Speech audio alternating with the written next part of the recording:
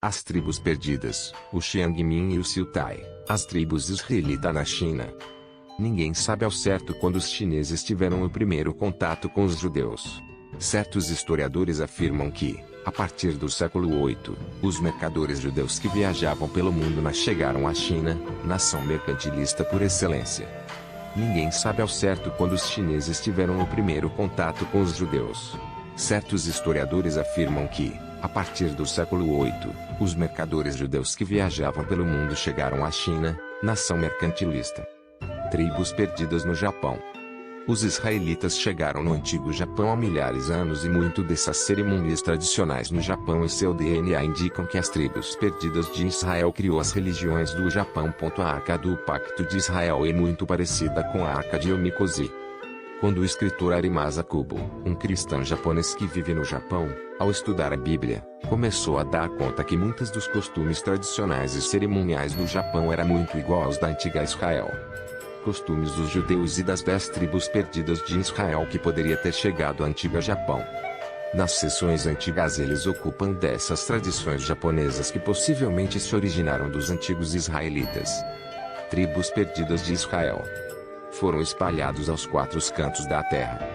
Mas encontramos com os descendentes dos israelitas em terra ocidental, mas sim também no mundo oriental, especialmente ao longo do tempo.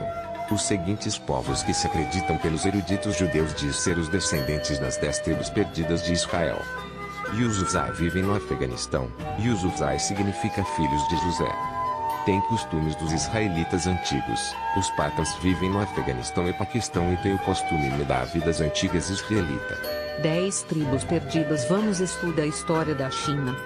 Nas áreas montanhosas no noroeste da China, a oeste do rio Min, próximo à fronteira do Tibete, vive em Sichuan um povo antigo, chamado pelos chineses de Xiang ou Xiangmin, totalizando cerca de 250 mil pessoas. O idioma da tribo Xiang havia sido esquecido, e perderam também sua escrita antiga. Hoje falam chinês e outras 2 línguas, uma originária do Tibete e a outra um dialeto chamado Xiaring. A região onde vivem é famosa por suas plantas e animais raros, como o panda.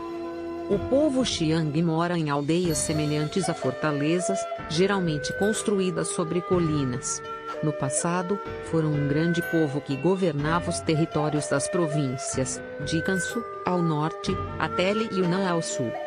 Mapas históricos durante a dinastia Han, Sec. 3A.E.C antes da Era Comum. Sec.